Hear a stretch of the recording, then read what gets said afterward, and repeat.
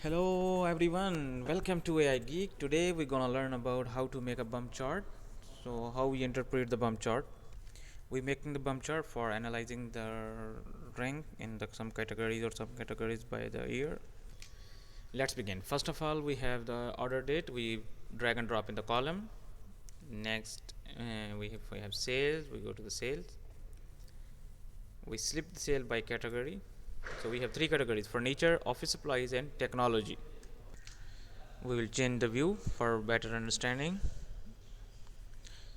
So we have sale. In the quick table calculation, we'll make it convert into the rank, and in the next session we compute using by category.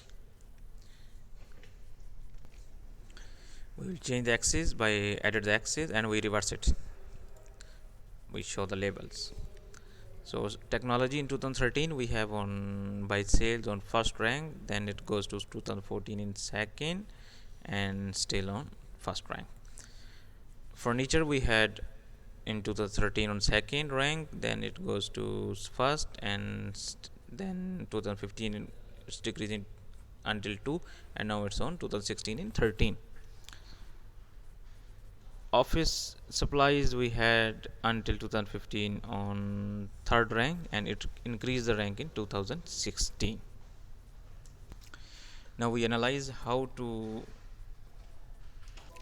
profit by year. We drag and drop the order date to column and profit to. We repeat the same process, category to color. Next, quick table, we'll make rank, and next compute using category. Give the rank text, add the axis, and it's reverse it. Yeah, by profit we had office furniture in phone rank 1 in 2013, and it reduced to second, and technology in 2013 we have on second rank, and it increased to rank number 1. Thank you guys. Thank